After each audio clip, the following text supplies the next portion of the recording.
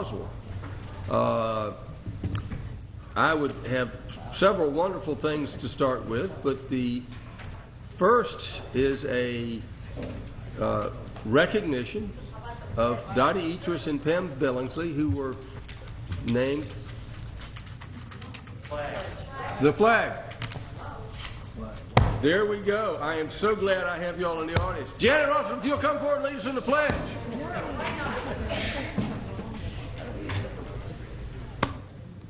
Honor of Mr. Mandela. I pledge allegiance to the flag of the United States of America and to the republic for which it stands, one nation, under God, indivisible, with liberty and justice for all. And I'd like to invite Dottie Etris and Pam Billingsley to come forward, because they are recipients of the Roswell's Remarkable Women from the Lead to Lift Foundation. Do we have anyone from the Lead to Lift Foundation here tonight? No, sir. Zach Henderson was going to come, but he couldn't come. He's sick. Yes. I can. Kate, do you have something to say? Mr. Henderson could not be here tonight, so he wrote Councilmember Orland's a brief description about the award and the criteria. So I don't know if you want Councilmember Orland's to review Councilmember Orland's. Yes, the Lead to Lift Foundation, each year at their annual Scholarship and Awards dinner, recognize deserving working women for their ongoing achievements in the fields of service. This year, their theme was Remembering Roswell's Remarkable Women, 1800 to the present. So in keeping with their theme, they wanted to recognize remarkable Roswell woman. Originally it was singular, currently still active in her field with at least 20 years of service to our community. Actually, they ended up discovering two such remarkable women in Pam Billingsley and Dottie Etris, who are dedicated to their labors of love and have been doing this for more than 25 years. I think they were both about 15 when they started. So actually, Roswell is very fortunate to have women like this continuing to make our city remarkable. So this year, the Lead to Lift Foundation honored two women as Remarkable Roswell Workable Women for their awards. So Dottie and Pam. Thank you. Let's have a hand for this remarkable women of Roswell. Thank you very much.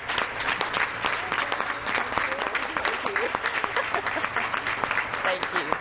I would like each of you to share with us the secret of your success.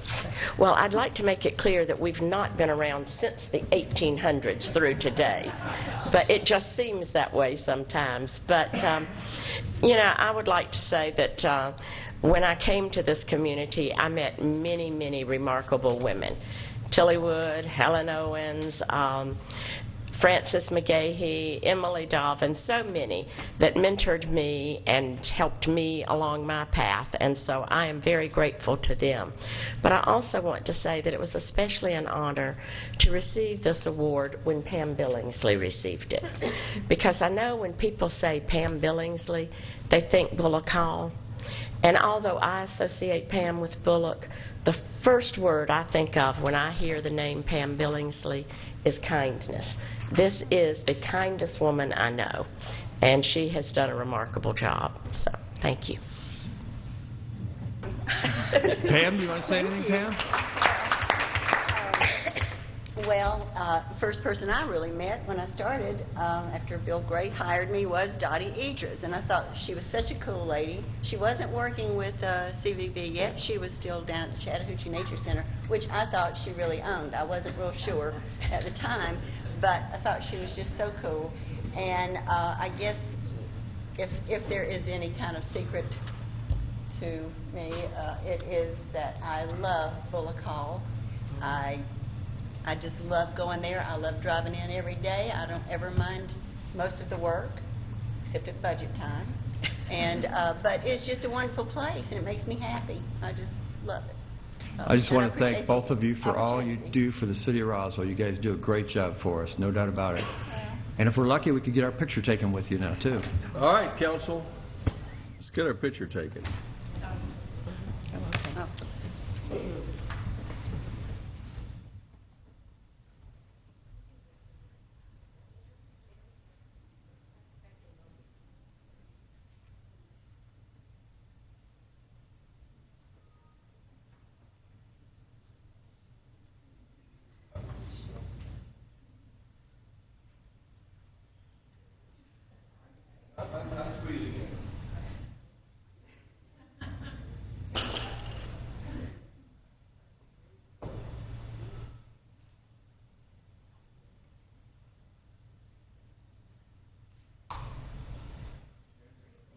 so much.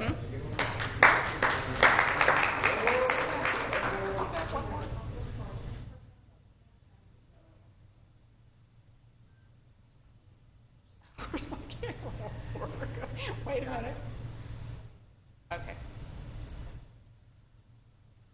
Pam, would you introduce your family who's with you here tonight? I have with my husband, Bill. Stand up, Bill. Bill's standing up. Raise your hand. Oh, no, Bill's not standing. Stand up, Bill. And my youngest son, Dallas. Hello, Dallas. His wife, Angie. Hi, Angie. And my baby, my grandbaby, Harper. Harper. Good to have you here.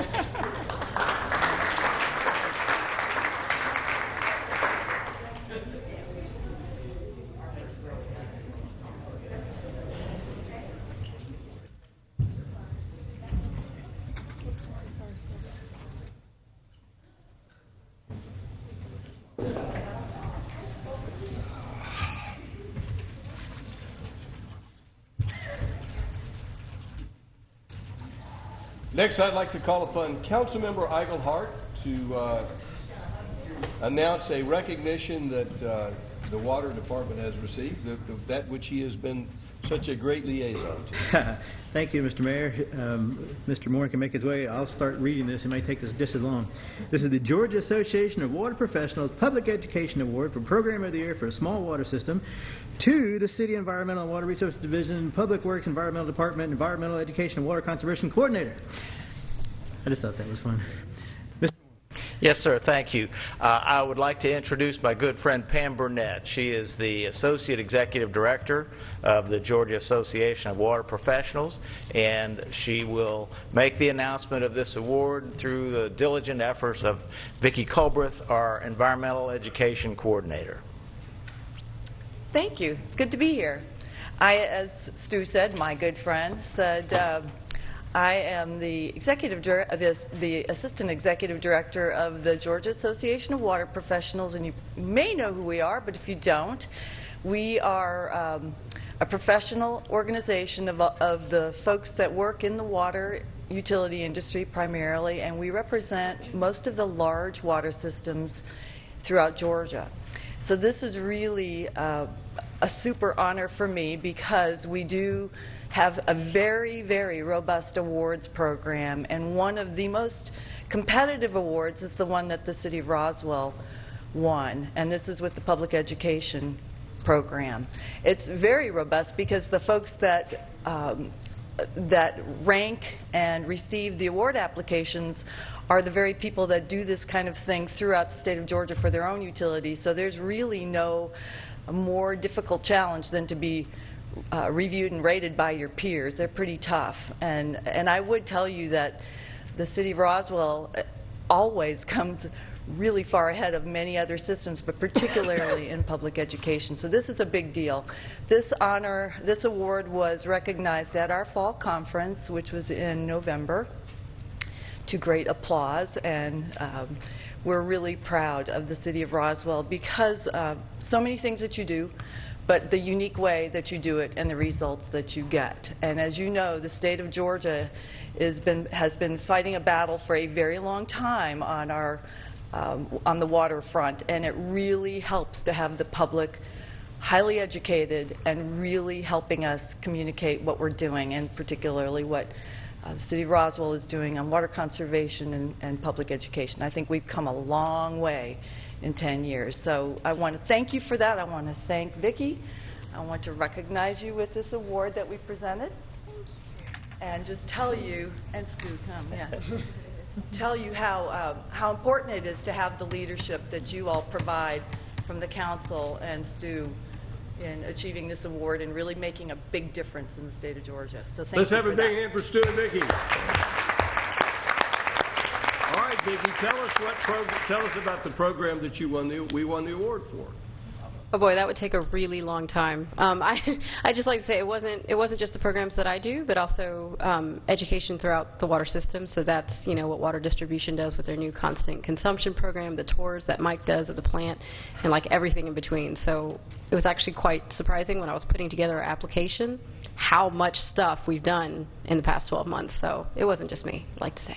Thank you again.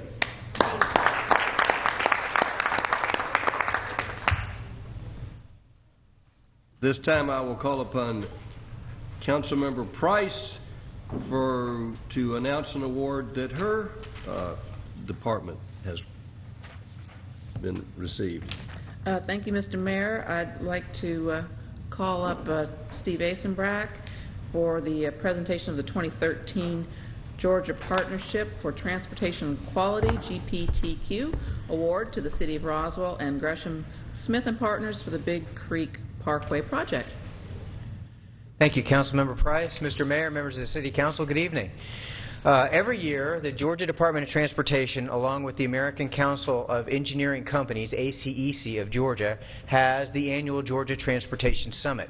This is an all-day event that we have downtown where we have professionals from all over the state. And at lunch, we have this GPTQ, Georgia Partners for Transportation Quality, where they hand out awards. This year, we won an award for context-sensitive design and public participation plan for the Big Creek Parkway project.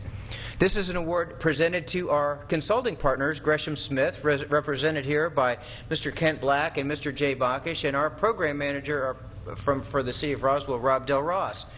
So to put this into some context, this is a statewide award.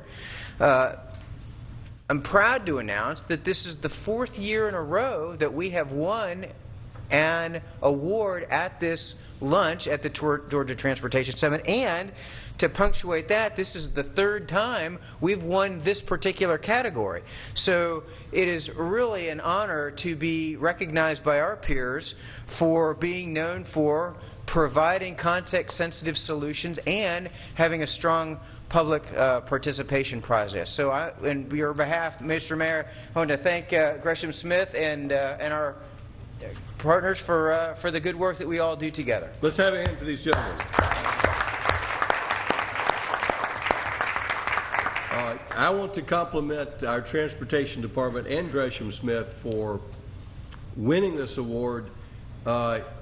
What it really speaks to is the creativity of this department and our engineers, and the openness to involving the community, because this council talks about the Roswell way, but we have really changed the way transportation is done, and really leading the state in context-sensitive design and involving the community. And it's not just helping us politically, it really shows in the streets as we drive down them. So your department is doing a great job, and y'all really earned this recognition. So thank you again. Councilmember Price, anything to add to that? No, I'm just thrilled that we're on a roll. I hope we can keep it up. Thank you very much. Pressure's on. Let's have another hand for the department. Thank you, sir. Thank you very much. All right. Do we have a motion to approve the consent agenda? Not all at once. Councilmember Diamond makes the motion. Councilmember Wynn seconds it. For the record, Councilman Orleans is excused for the rest of the evening. He had another engagement that he had to make. Anyone in the audience have any questions concerning the consent agenda? All in favor of the motion, raise their hands. Passes unanimously. This time, we'll hear from our city attorney. Thank you, Mayor. The first item I have is approval for the mayor and/or city administrator to sign a lease, or sign actually 2 lease agreements between the City of Roswell and the North Fulton Regional Radio System Authority for radio tower sites at Fouts Road and Hembry Road. These lease agreements are between the city and the North Fulton Radio System Authority, of which we are a member. First one at Fouts Road would be for the construction of communication tower up to 350 feet in height with the ancillary support facilities. The term would be for 5 years with 4 additional terms. The rent would be $2,500 per month with co-location cost of $500 per month per each co-location. The city would have the right to approve all co-locations at this site. The annual inflator would be 2.5%, or the CPI, whichever is greater, up to 4%. At the Hembry Road site, the communication tower could be 400 feet in height. It will be the prime site for the communication system. The term would be 5 years, again with 4 additional terms possible. The rent would be, again, $2,500 with $500 a month for each co-location, again with the annual inflator being 2.5% or CPI, whichever is greater, up to 4%. And I'll be happy to answer any questions that I can, and I think the police chief is here also. Does the council have any questions? Councilmember DiPolito. Thank you, Mr. Mayor. I actually have a number of comments that I had emailed out to the council and to the staff earlier today that I'd like to bring up pertaining actually to both leases, and I'll start with the Fouts Road lease under Section 3C, where it discusses the $500 for the co-location rent. It's not clear that that is also considered base rent and that the $500 would also be subject to the inflators. So I think we need to clarify that in that section. Under Section 5A,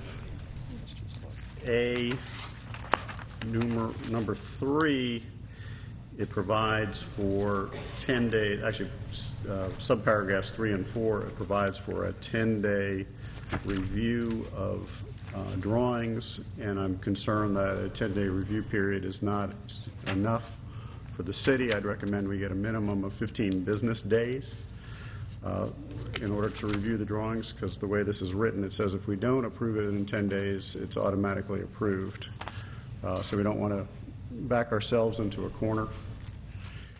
Under Section 6A, use by other providers, it says here well, it's a little confusing the way it's written, but it says without landlord's written consent, and then it says not to be unreasonably withheld. And this is our property. I don't see any reason why we should be held to a reasonable standard. I'd like for that to be in landlord's sole and absolute discretion, particularly on Fouts Road, because on Fouts Road we want to make sure that any assignments or other potential users on there are uses that we like, and I think in either case we want to make sure that this lease is not assigned to anybody unless we have the absolute final say on it. Under Section 18, paragraph G, subparagraph 1, it talks about workers' compensation coverage, and I defer to our risk management department, but this lists $100,000, which is extraordinarily low. I would think we'd want at least $500,000 for workers' comp as a minimum limit. And then under Section 18, paragraph J, it specifies that we should have an insurance carrier rated by AM Best Company, but doesn't specify what that rating should be. I would suggest an A- or better. Also would defer that to the risk management department. Then lastly, on the Fouts lease under Section 21A, I think any assignment, in the first sentence it talks about assignment, and I think any assignment needs to be with the landlord's approval. And then in the second sentence it talks about the consent not to be unreasonably withheld. I believe that once again that an assignment in particular needs to be in the sole and absolute discretion of the city. That's it for the Fouts Road lease. And then on Hembree, I had the same comments that I just discussed. And then under Section 6A, there was some different language used in the first sentence. I'd recommend using the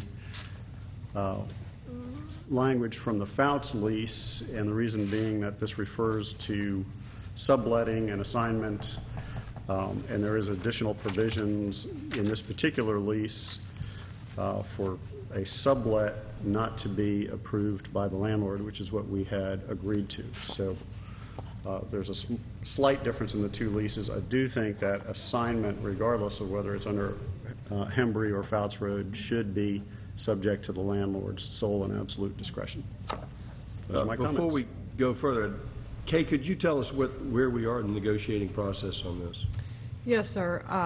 The last discussion that we had with the mayor and council was related to the inflator not exceeding 4%, the annual inflator that was taken back. There were no other changes at that time. Was taken back to the North Fulton Regional Radio System Authority, and last week the leases in the form without these suggested changes by Councilmember DiPolito was approved. So the authority has approved the lease in the form that was presented in the packets. So as I understand it, they originally submitted a form. Correct. We responded. Correct. Asked them to make some changes. Correct. They accepted it with those changes. Correct. All right. I think that's important to reflect where we are. Rich, all of your points are excellent. They're all on point. The one which is the best catch, which is critical that you pointed out, was that on Fouts Road, we need to be able to make the political decision not to allow subletting. And I think that's always been understood, and it was not reflected in the contract. And so that one, I think, is essential for this council to move forward. The assignment to 21, was that to the radio authority perhaps assigning to someone else other than the radio authority? That's correct. I think that's a good point, too, because there was never any expectation of dealing with anyone other than which we were party to, which I think, so those are both excellent. The other ones have to do with money, and I know there's a little bit of fine-tuning on the restrictions, but I think that given where we are in the negotiations, and given Alpharetta's reluctance to sign this, and the fact that this deal is, they were trying to shake this deal apart, I don't want to start negotiating minor points and slight differences in money. So I support all your changes are well thought through. They're all appropriate. But at this stage in negotiations, I think I don't want to start trying to tweak the inflator on the $500 and tweak the insurance rating and workers' comp. We have an influence with a member on the board, and I think that all these cities are going to be looking at, furthermore, even though workers' comp, it's going to be hard for the folks who are hurt on that job to make a claim against the city anyway, just simply because of we're not the one who's having the work done. So although they're good points, I don't think they're critical of the essence. The ones which are of the essence, which you appropriately pointed out, in my mind, are the assignment clauses, which need to be no assignment without our approval and our sole discretion. So those are appropriate. So those are my thoughts. Now I'm going to turn the floor back to you. Yeah, I just wanted to point out that I did not receive the final version of this until after it had been approved by the authority, and I know that it had been discussed in closure at a point at a meeting I was not party to. So this is my first opportunity to look at it, and the reason for my comments being now versus prior to when the authority signed it. And I think it's appropriate that if there are concerns, which I think are legitimate concerns, we shouldn't be pressured by the fact that the authority wants us to sign the lease, and let's continue to get this finalized. I don't think anything I've suggested is unreasonable. Well, everything you say is unreasonable, but not all the authority is trying to pressure us to sign the lease. Some on this authority would rather the lease not be signed. So it's not simply a matter of pressure, it's a matter of holding together an alignment. So although I agree with all your points, and you are correct that you didn't have a chance to read, I just want to stick to what I think is critical, and I will let the council choose where they fall. But I don't want this deal to fall apart, and I do feel there's a potential for it to fall apart over minor things, which I don't want to have happen. I think it's better for it to fall apart than it to go forward inappropriately. All right, other comments from council? Councilmember Price. Specifically, was there anything Councilmember DiPolito would want to alter or take back that we could address this evening? Well, we haven't accepted we haven't legally accepted the contract. With the negotiations to move forward, but we do not have a binding contract. So all of these are legally open to discussion. I just am afraid that on negotiations on Hembury Road, which Alpharetta wishes to move to another location, that we might lose that deal if we reopen all of these negotiations. That's my concern. Yes, Councilmember DiPolito. As I mentioned, on some of the insurance issues, I'd defer to the Risk Management Department about that. If they are comfortable with it, then I'm comfortable with it. I just thought that it's not as clearly defined as I typically see in leases, so that was the reason for my You have recommendation. someone from Risk Management here tonight. David? I actually negotiated that part of the agreement, so I'm perfectly fine with it, and the risk manager reports to me. Okay. So it's a governmental entity. It's a state authority, so the workers' comp stuff is not coming back on us. I was looking at it from a private perspective. So on the 10-day review provision, although there is a 10-day review provision, it doesn't say we either have to approve or we can reject it. But there's also a third alternative which goes unsaid, and you can say we'd like additional time or we're going to reject it out of hand. So I think if the city gets into a bind, the solution is to ask for an extension or a rejection, in which point I think we can work around that one. So as far as those other points, the $500 in the inflator, I think you make an excellent point, but it's such a small number over that I don't really want to jeopardize this. Councilmember Wynn. I'm sorry, were you finished, Councilmember? Well, actually, I'm sorry. I was just going to respond to that. To me, it's just unclear. So I was just looking to clarify it, and I thought Mr. Davidson had even said that he thought the 500 was subject to that. Is that not the way you presented it? No, it's an additional payment in addition to the base rent. That's why it says additional payment. Yeah. Well, 2.5% is a small amount on $500 for 1 year, but we're talking about a 25-year lease. So, it turns into $250 a year or more in the final year. So, it gets to be significant over time. Well, here's my concern. Alpharetta wants to move the lease to Verizon, which is $30,000 a year plus an inflator. So I don't want to jeopardize that. But it is a judgment call. Councilmember Diamond. Mr. Davidson, have you looked at the rating of AM Best? I mean, do we not usually state some kind of a rating minimum? This is really part of our base lease that we use anyway, and we do not have a A-minus rating, or we don't have a rating. We just require them to be rated. So what's the lowest rating they do? Is there a minimum that they do that we don't require a rating minimum that they have that would give us a comfort level that any of theirs are fine? Sure. Well, I'm not sure, but on the other hand, we've got responsible cities here on something a matter of insurance. I think with Kay's input and serving on the board and the rest of the people on the board, I'm not as concerned about somebody we don't know going out and lowballing it and getting something. We've got folks like Alpharetta and Sandy Springs have as much as lose as we do, and they're going to be concerned about that.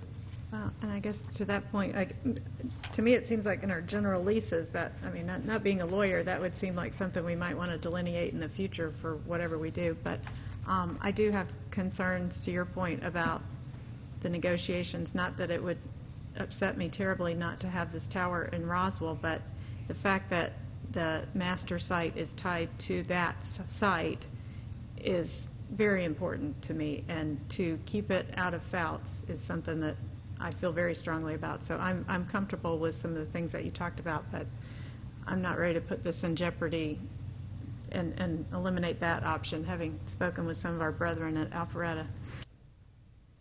Councilmember Wynn. Thank you, Mr. Mayor.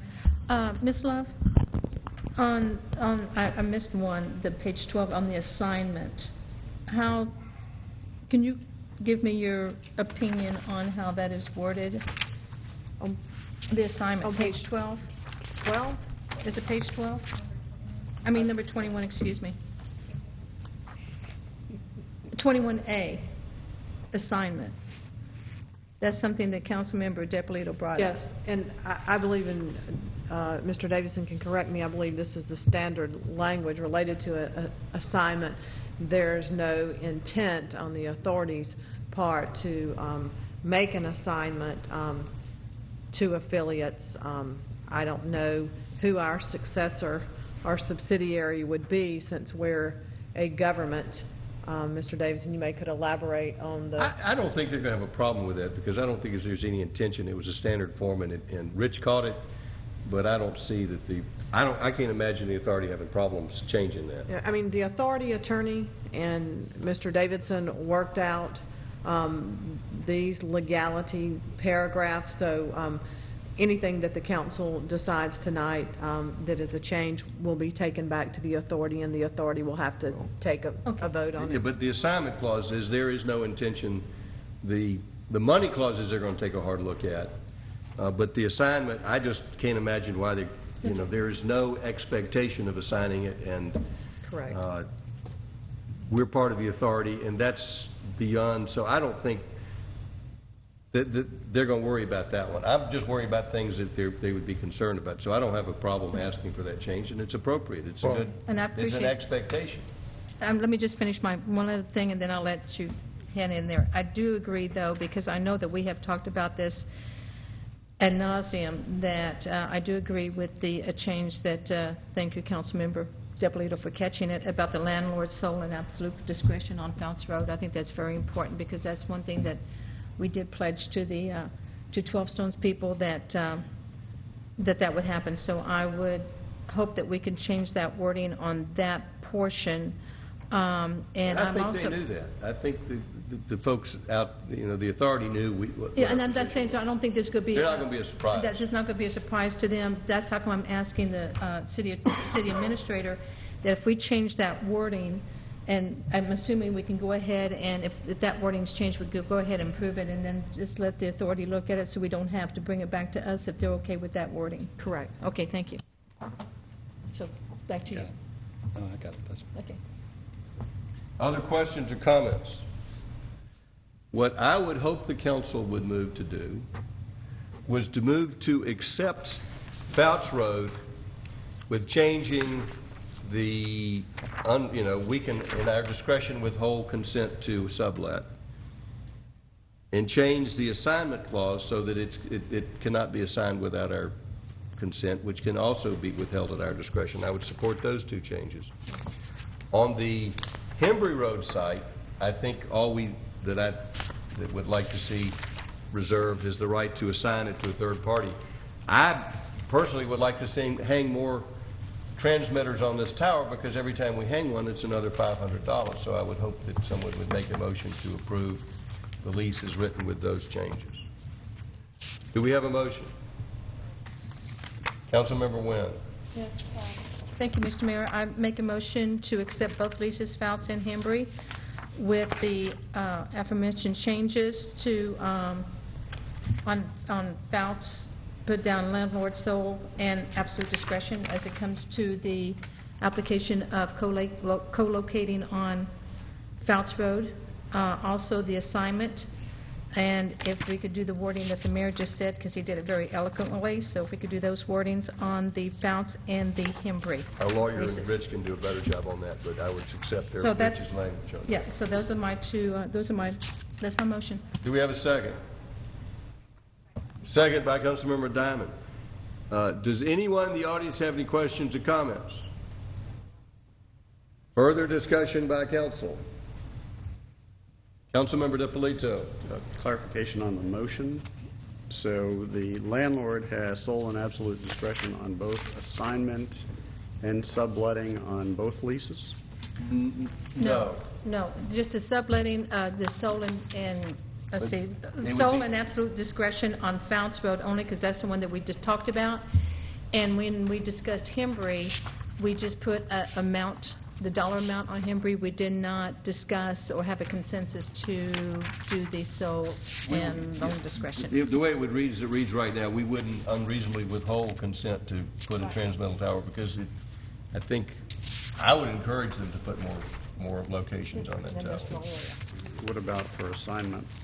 Yes, I said that would be for Sole Founts and and absolute Hembry. discretion for assignment of the lease on both, Yes, on both of those leases. Change that on Founts and Hembry. using your language. Using your language. Well, His Rich's language. Use his language.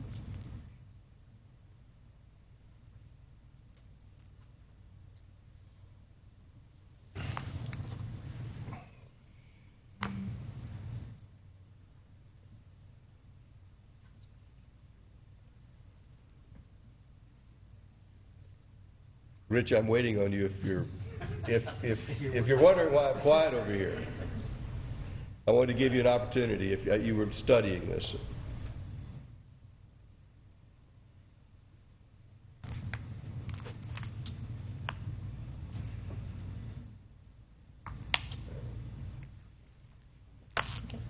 All in favor of the motion, raise their hands. That's 3 in favor, all opposed. Councilmember Kent Eichelhardt is opposed. All abstaining? I'm in favor. That's 4 in favor. That passes 4-1. This time we'll call upon Transportation Department Liaison, Councilmember Betty Price.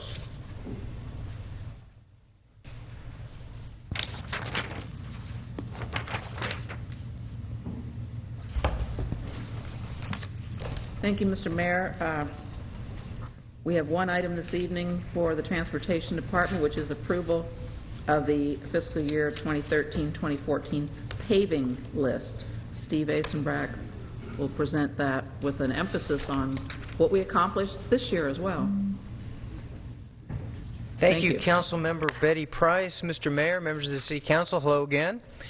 Tonight we are doing our annual paving list. This is one of the most important tasks that the Transportation Department performs for this city. This particular list contains approximately 5 miles of residential roads, which will be combined with our previously approved limit list, which is 12.4 additional miles. So we'll have about 17.5 miles of road resurfacing, which will happen this year. The road resurfacing is sort of a combination of art and science. We use a software package with our inspectors every year go out and rate all of our roads. Without going into too much detail, there's 12 pavement distress categories. They look at all of the road sections. They measure the areas. They load it into the software package. We get an overall condition index. Requires a lot of training, and we put a list together that talks about the areas that we are in most need of. What we've done this year is we have broken the contract and make it an annual service contract. What that means is it'll have some renewable options where we can add some additional streets as our funding becomes available. Because when we get out there in the roads, what we do is we make estimates, but when we finally get into the field, the combination of the milling, the patching, the resurfacing, and the striping, we have to dial all these things in. And so what we're going to do this year is we're going to knock out these 28 roads, we're going to do them well, and then we're going to stand back and look at how much money we've got left over, and if we do have some money left over, we'll have other roads waiting in the wings to be then direct our contractors' efforts to do those. So we recommend this list for your consideration. Yes, sir, we always do, especially in those areas where we call a rural area, which does not have a curb and gutter. We're always looking for making the shoulder, which is an important component of the road, so that we don't get the edge failures, the edge drop-offs, and we can also use that area for other activities. Are we also looking at helping the folks at Nesbitt Lakes where they've got a problem getting out onto that road? Yes, sir, we are. I know you're going to be bringing this to I will be bringing that to committee, yes, sir. But we've discussed how do we improve their access at rush hour so they don't have to hire a policeman there. Yes, sir. And trying to make that part of this mobilization to do it all at one time. Yes, sir. We are looking at it. It's not part of this agenda item. I have charged Neo Chua and his staff to look at some various options. To be honest with you, they're not working out very well, and so we are I hate to be the bearer of bad news. I can give you more details later, but so what's probably going to end up there is the applicant that's adding the extra houses probably is going to end up with a traffic signal as he was required to.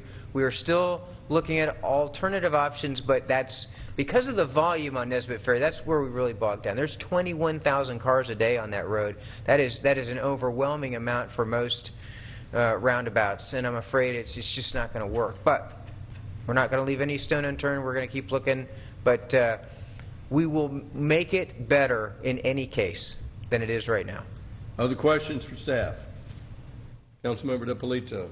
Thank you, Mr. Mayor. I actually had a question on the LIMIG contract. I know that's separate from this, but since it's on your graphic. Norcross Street, the timing of that, are we working around the timing of the construction that's occurring? Right. We will absolutely do that. The developer is going to add a left turn lane there at Myrtle Street, and we are working with them on doing that section. Okay. Thank you.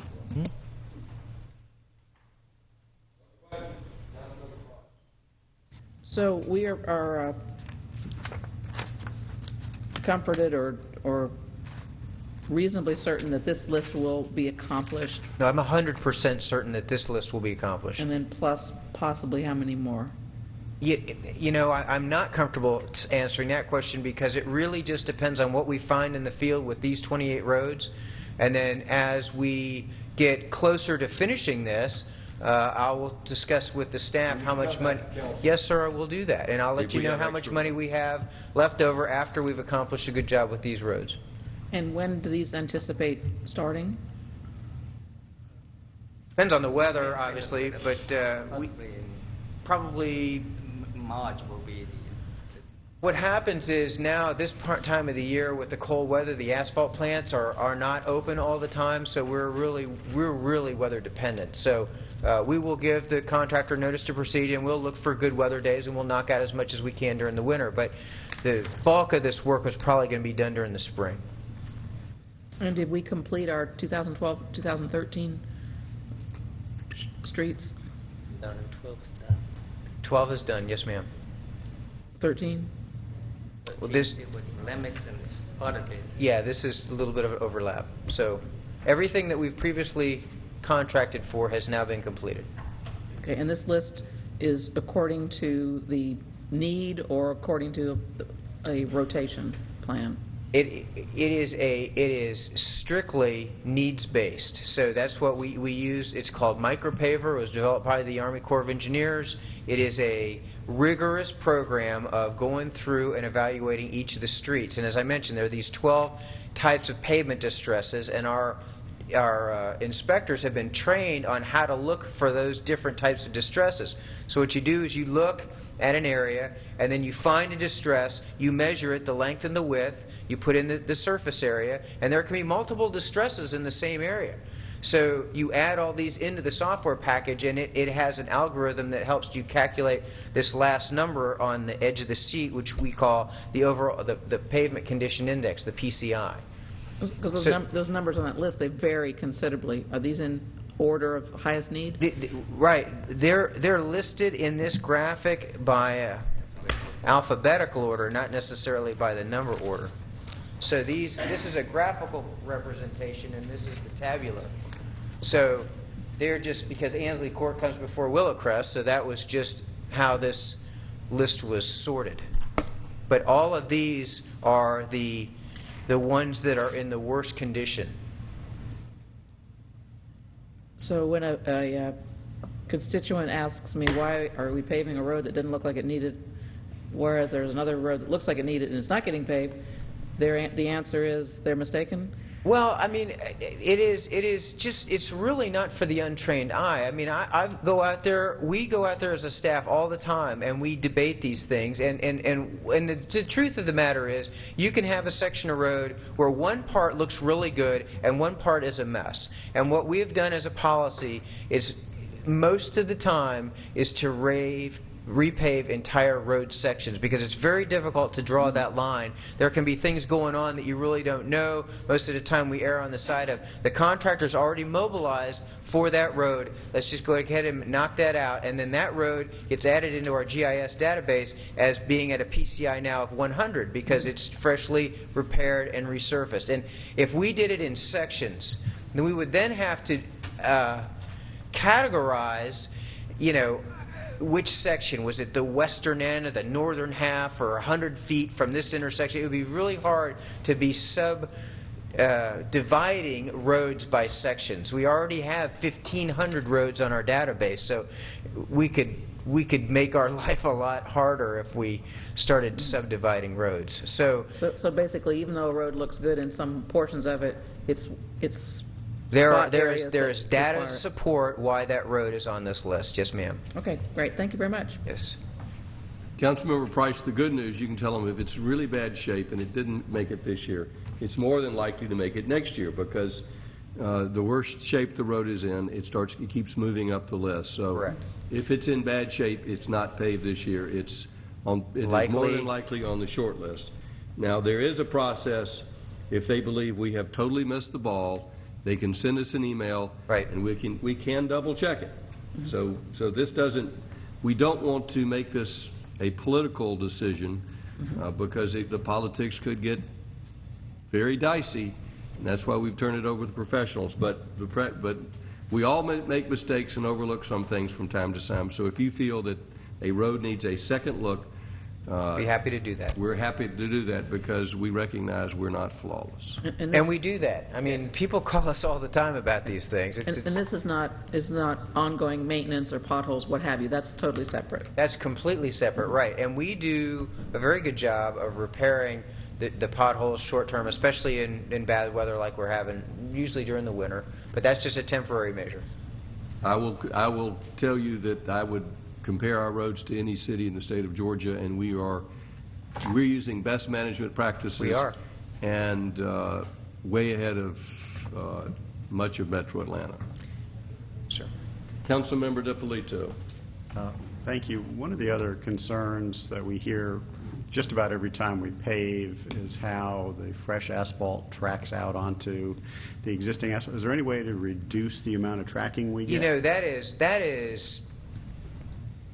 just part of the business. I mean, it's a nasty business. When they're milling those areas and they put that tack down there, the trucks apply the tack, the trucks roll through the tack, and then the trucks have to turn around. That's mostly what you see, is the trucks repositioning themselves after they've already rolled through this stuff. And the good news is most of the time that tack will wear away pretty fast. I mean, it looks bad for, say, the first couple months, but if you go back, say, within 3 to 4 months, car tires really just pull that stuff right off. And yeah, it's kind of nasty and it can be messy, but we have our inspectors are out there before the contractors arrive on site, and they're the last persons to leave. So if there's any cleanup to be done, our guys are there every time telling them to make those cleanup issues. Normally we put the sign outside the subdivision before we pave it, saying that the tracking would appear. Any calls will come in by then. Okay. I understand. It's just a comment we get just about every year. Right. So if there's a way to minimize it, that would be great. Sure. But I understand that there's only so much we can do there. Another thing I'll just add is that I hear every year is about the striping. You know, we put paint down on fresh asphalt, and we let it cure for 30 days before we do the thermo. So a lot of times, you'll see people might track through a stripe. That's a terrible thing, but a lot of times we can go out there and fix it. But there's always there's an industry standard that we follow, and a lot of people don't necessarily understand that there's a timing aspect to a lot of the things that we do. What is that, about 30 days later? 30 days if the weather's been good and if the contractor is back in the area. So if we'll hire a statewide contractor to do the striping, he might be down in Valdosta when we're ready to go, and we just have to wait on his schedule. So. Okay. Thank you. Other questions? A little unrelated, but as far as waiting to do certain things, I know we've had some trees planted in some islands, and they've got little aprons on them. Do those stay for an extended period? On Pine Grove, I'm thinking of Pine Grove, Magnolia, The water bags? whatever they are. Oh, the gator bags that go on the trees. Yeah, that's for establishing the root zone. And how long does that stay? They probably can be removed now, actually. All the rain we're getting, usually in the winter, we don't need to have those bags. Yeah, those are more for like a drought condition, like if they planted them in the spring and then they go into a drought. My understanding is they stay in there for a couple months and then they're supposed to be removed. Yeah. You might want to look at those ones on Pine Grove. Okay, thanks. We'll do that. We may have Thank you. forgotten. Ready for a motion? I'm ready for a motion. Well, yes, ready for a motion. Sorry, I think of that every time I drive by, and now it hit me to mention it. Motion to, I'd like to move to approve of the FY 2013-2014 paving list as presented. Motion to approve by Councilmember Price. Is there a second? Second by Councilmember DiPolito. Does anyone in the audience have any questions or comments? All in favor of the motion, raise their hands. Passes unanimously. Thank you. This time we'll hear from Admin and Finance Liaison, Councilmember Rich DiPolito. Thank you, Mr. Mayor. This item is approval of the fiscal year 2014 mid-year budget amendment, number 1001585-12-09-13, to increase the fiscal year 2014 approved revenue budget by $261,666 and increase the fiscal year 2014 approved expenditure budget by $335,455. This item will be presented by Mr. Luckett, our budget manager. Thank you. Good evening, Mayor and Council. This is our FY 2014 mid-year budget amendment. I have a brief presentation just to go over some of the items that are included. We'll talk about our general fund revenues, our general fund operating expenditures, our general fund one-time capital, and some of our other funds. To start with our general fund revenues, the mid-year amendment recommends a revenue adjustment to our general fund revenues, primarily as a result of the new title ad valorem tax law. As you might remember, the new state law eliminated the sales tax on vehicle purchases. It also eliminated the annual ad valorem tax on vehicles titled after March 1st of 2013. It also created a new one-time title tax on vehicles titled on or after March 1st of 2013. So the new law had the effect of reducing our sales tax, but increasing or establishing a new revenue source through the title ad valorem tax. So the mid-year recommendation would be to lower our sales tax budget by $1.2 million and establish a budget for our title ad valorem tax of $1.2 million. So this would be a net zero impact to our general fund revenues. Moving on to our general fund operating expenditures. We are recommending an adjustment for our Safe Built contract. As you might remember, the Safe Built contract has two components, one with the building inspection and plan review. The second would be our code enforcement. Both of these, the building inspection and plan review component is a variable-based contract. It's based on our revenues that the city collects for building permits. And our code enforcement component is a set amount annually by contract. The mid-year recommendation is to adjust both of these.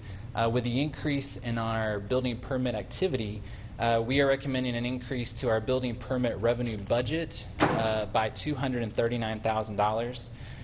We are also recommending an increase to the expenditure budget for the Safe Built contract for each of these two components listed. So the building inspection component would go up by $167,300, which is 70% of the revenues that I just mentioned. And the code enforcement component would increase by $16,167, which is representative of a 4% increase that was not adopted until after the FY14 budget was adopted. With each of these adjustments, this would result in net additional revenue to the general fund of $55,533. Moving on, our next item deals with employee compensation. As you might remember, the FY 2014 budget included one-time compensation for employees, qualified full-time employees, and $50 for qualified part-time employees. The mid-year recommendation is to increase this utilizing some expenditure savings that are within our current year budget. So the recommendation is to increase this one-time compensation from $100 for full-time and part-time employees to $300 for full-time employees and $150 for part-time employees. This would be at a cost of $131,226.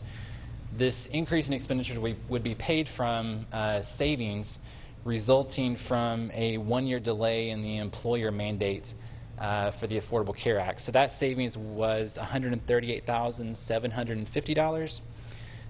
So combined, this would be a net expenditure decrease of $7,524.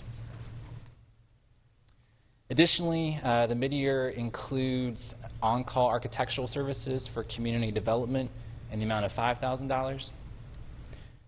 So in total, our general fund operating adjustments included in the mid-year budget amendment includes total revenue increases of $239,000 and total expenditure increases of $180,943 for a net additional revenue in the general fund of $58,057. Moving on to our general fund one-time capital, as we discussed at some of our committee meetings, currently as we're closing out FY 2013, we have about $3.2 million available in general fund balance, most of this resulting from expenditure savings from FY 2013. For the one-time capital, the mid-year includes two recommended projects. One would be to upgrade the wireless network for the City Hall complex. This would simply be a reprogramming of current dollars for a project that's no longer needed. This would be $58,000 that would be reprogrammed to the wireless network upgrade. The second item would be to reconfigure the Dobbs fuel station. $50,000, $666 would be paid from the general fund, and the balance of that would be covered by our other enterprise funds.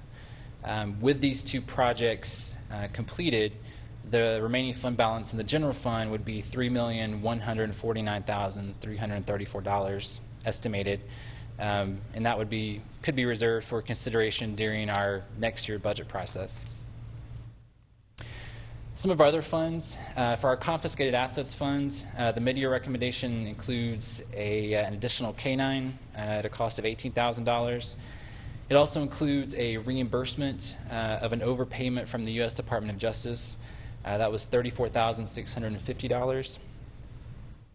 For our recreation participation fund, it does include a recommendation to lower our revenues and our expenditures by $46,000 to reflect the cancellation of the Trilogy Trolley Crawl event.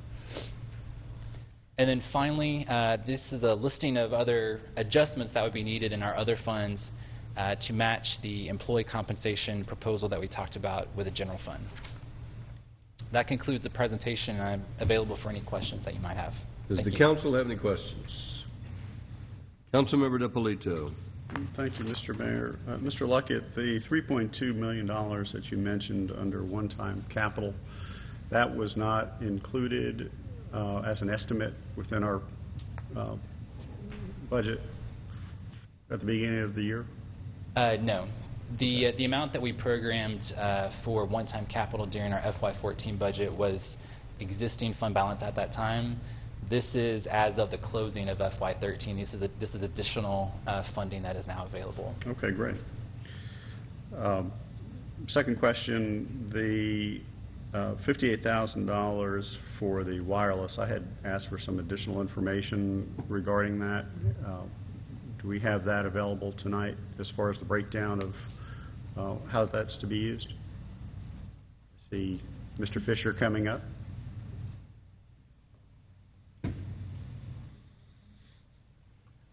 I do, Councilmember DiPolito. Thank you for that. I received an email today at about 4:03 from our IT department.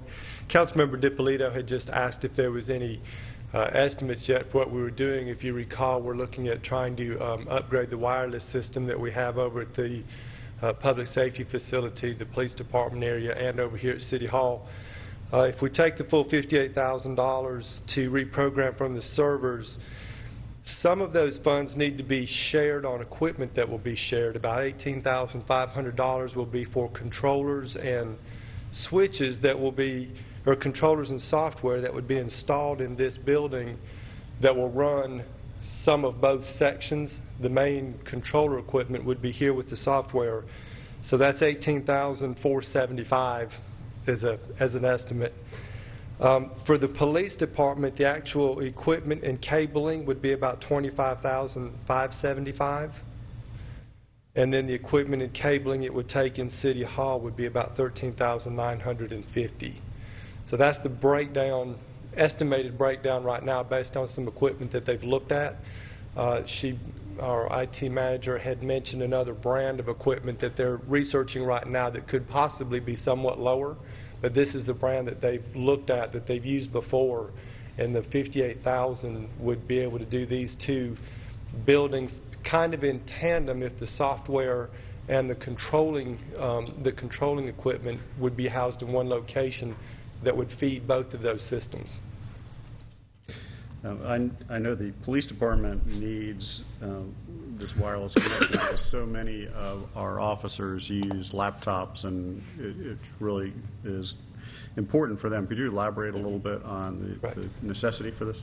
In the PD, it's exactly what you say. With the new software, the new tools that they have, they're loading up the system very quickly with the wireless that they have. In our City Hall, in our building here, anytime there's any kind of meetings, or if we're using mobile devices like our laptops, if it's just employees, we have a network that we can get on, but it's a secure network that we don't open up to the general public. If there are meetings within City Hall, and those are getting to be more and more frequent, where we have either consultants coming in or we have citizens or other groups that are coming in using the city, if they want to connect onto the wireless, we either have to open up our network, which our IT manager highly suggests we don't, or they have to actually mobilize and bring in some type of a hotspot. So every time we have a meeting that is other than employees, they have to come in and do something to set up a network for them to use. We have to have that equipment and we have to be able to deploy it. We would like to be able to open up this City Hall so that not only can we go from area to area to have meetings, but also the general public, if they're coming in for meetings, so many people nowadays want to open up their laptop and go to work. They would be able to do that throughout the building where they can't do that now. Eric needs to go onto the internet while he's sitting through these boring meetings, so we go. can keep coming him so he can entertain himself between the important stuff. The best we can do right now is we do have a third company, Wireless Town, that has done some of our parks, and they've done the area here, but it's more for, I don't want to say recreational use, but it's a very small area, basically limited to the public area like in the Rotunda, in this building, or in some of the parks where we have parents going into a building and maybe waiting for an hour or more while their kids are doing some type of an activity. But it's a very narrow, very small area and not real conducive to doing much work with it, which is what we're trying to get more of a commercial system going. Okay, thank you. Yes, sir. Other questions? Do we have a motion? Move to approve the mid-year budget amendment as presented and to provide the Finance Department the authority to make the recommended accounting changes as necessary to implement the budget. Motion to approve the budget by Councilmember DiPolito. Is there a second?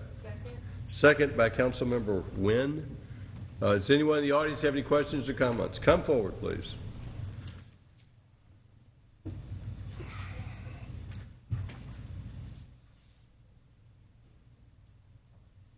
Hi, I'm Janet Russell, 260 Willow Springs Drive. I just have a couple questions about this budget. Where'd the budget man go? There you are. A couple years ago, you decided to privatize ComDev and code enforcement, saying that we're going to save so much money. So much money. So you got rid of all of our employees. Then 2 of them got hired back.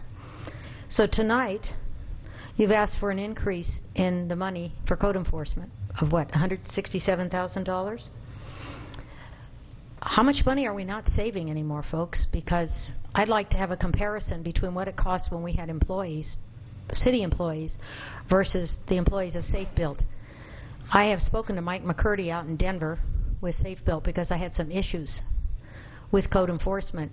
And I went in and spoke to the code enforcement people, and the people they've hired are nice. I mean, I'm not saying they're not. But are you aware that we have 2 code enforcement officers, and today, or as last week, we had over 700 outstanding code enforcement queries that they couldn't get to?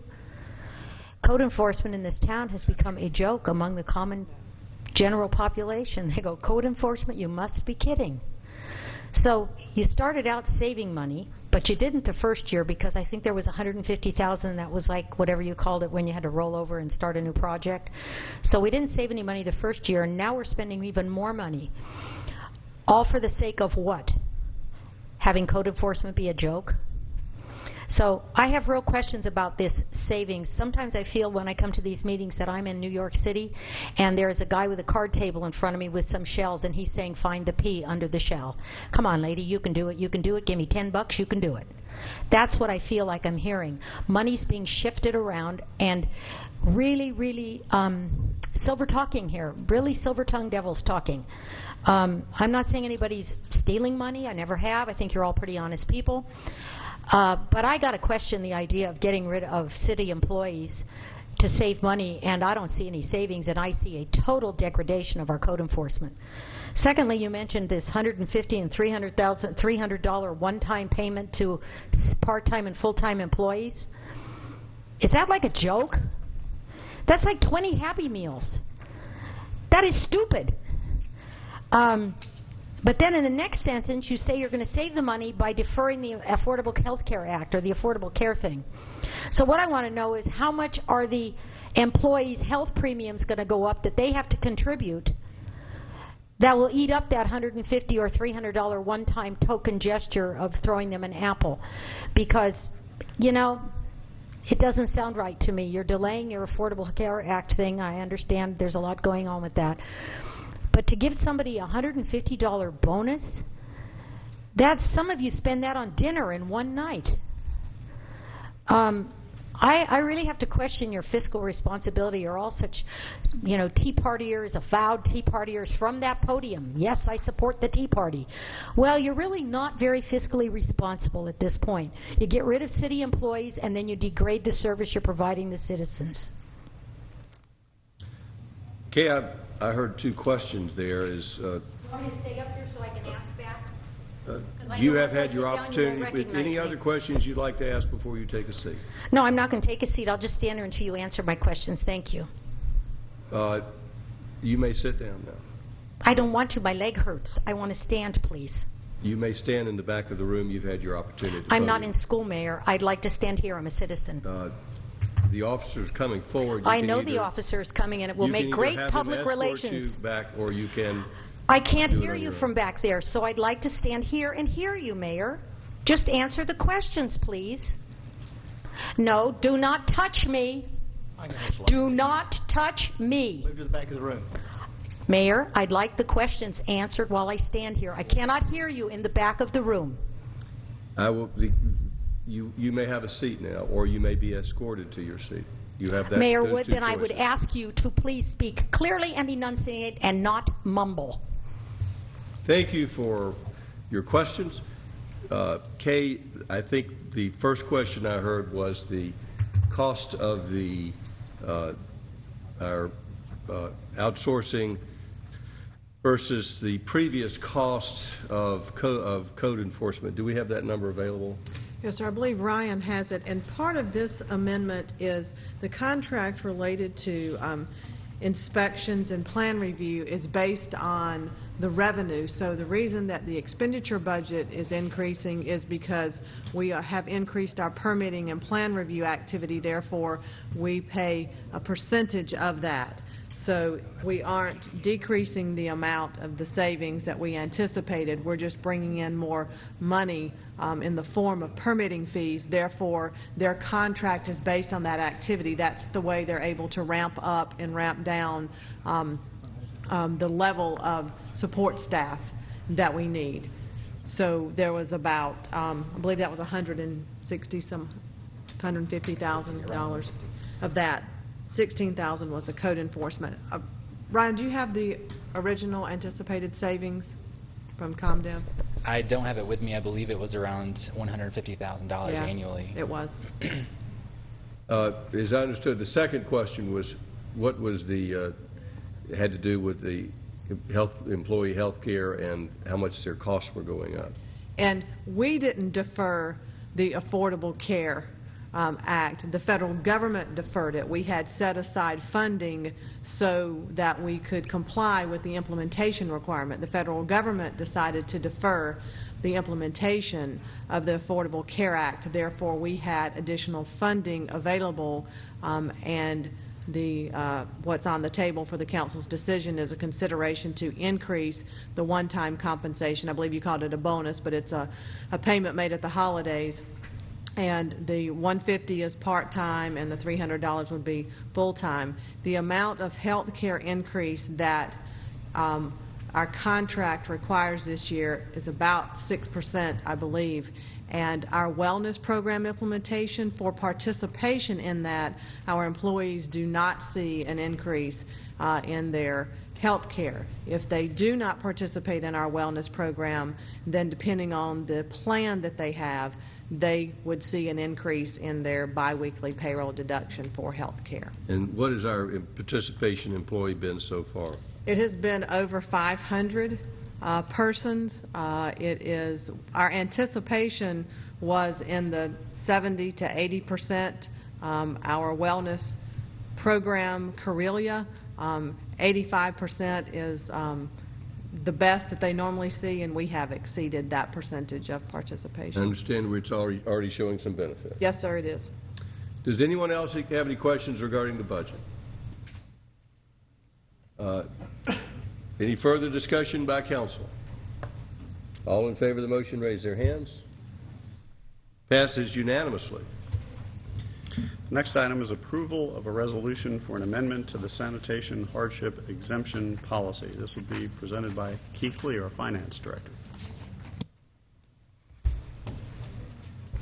Thank you, Councilmember DiPolito. Good evening, Mayor and Council. What I have before you tonight is a resolution related to the hardship exemption policy. This policy is associated with services provided by the city, including water, sanitation, and stormwater.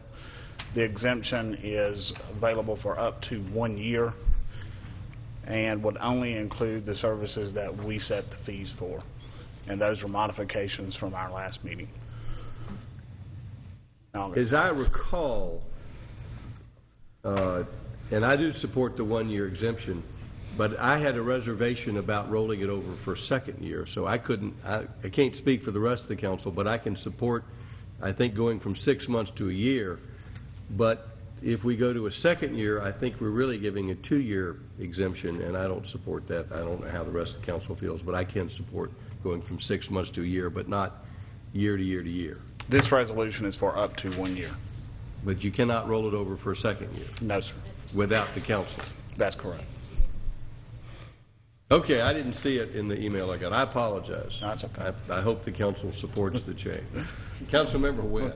I do support the change, but Mr. Lee, if someone does want, they've had that year, they would have to come back and start all over again. Am I correct? Correct. Yes, ma'am. So it's not a given that if they had it for the first year, that it was a given that they have at the second year, they would have to start from scratch. Yes, ma'am. Okay. Well, as I understand it, they'd have to come back to council to have the second year. The hardship committee only has authority up to 1 year. Anything above that would come to mayor and council. Okay, that's what I needed to know. Okay, appreciate it. Thank you. Other questions? Do we have a motion? Move to approve. Motion by Councilman DiPolito for approval. Is there a second? Second by Councilmember Diamond. Does anyone in the audience have any questions or comments? Any further discussion? Yes, Councilmember Price. And I believe we're working off the one with the blue additions. Is that correct?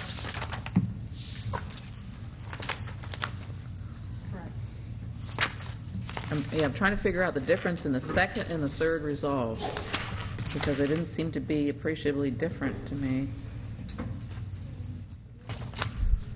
So the final addition would have, under number 2, while the hardship review committee may provide for up to a one-time exemption not to exceed 12 months. And then the final, under the, it is further resolve that the hardship exemption only applies to fees established by mayor and council of Roswell for garbage, solid waste, water, and stormwater services provided by the city. Those are the two changes.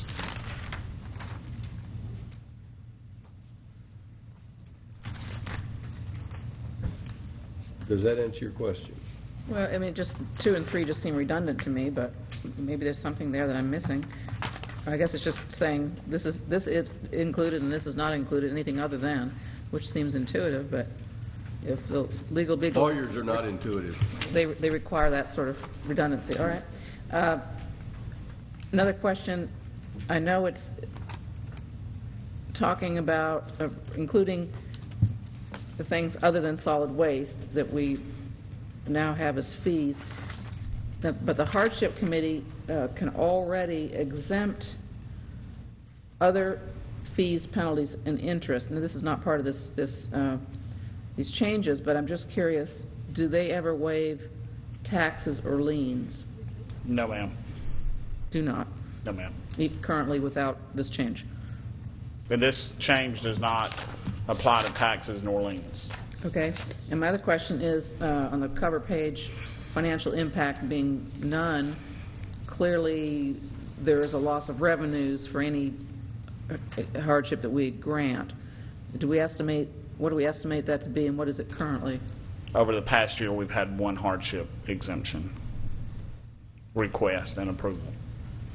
So for sanitation, it's $240 for sanitation. And we're not anticipating any groundswell of hardship requests, are we? No, ma'am. All right. Thank you very much. Further anyone in the audience, do we have a motion? Yes. We have a motion and a second. Any further discussion? All in favor of the motion, raise their hands. Passes unanimously. Thank you. This time we will call upon Councilmember Nancy Diamond, liaison to the Community Development Department. Thank you, sir. The next item is RC 201-302-700R 264 Valley Ridge Drive, Metropolitan River Protection Act Certificate. Adam and Janelle Kimball, land lot 381. Mr. Townsend is here to tell us. Thank you.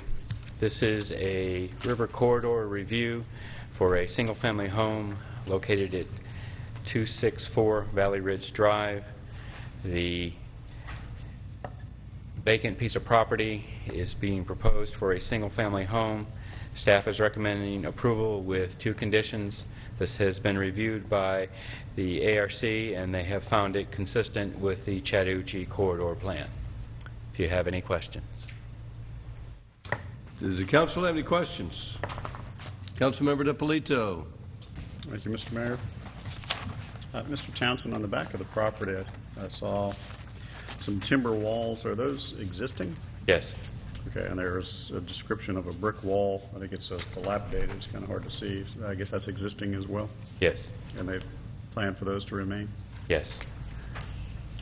With respect to the trees that they are removing, since this is a single-family house, is there any requirement to replace trees if you're removing a specimen tree? If there is a specimen tree, they were required to meet that code requirement, yes. Okay. I did not see an analysis of that. Is that in our That would not have been analyzed at this time until they submit for the tree removal permit for the single-family home. Okay, so This is just approving that they can meet the river corridor requirements. Okay, so what we're approving is just that we agree with the ARC, essentially? Yes. Okay, thank you. Any other questions? Do we have a motion?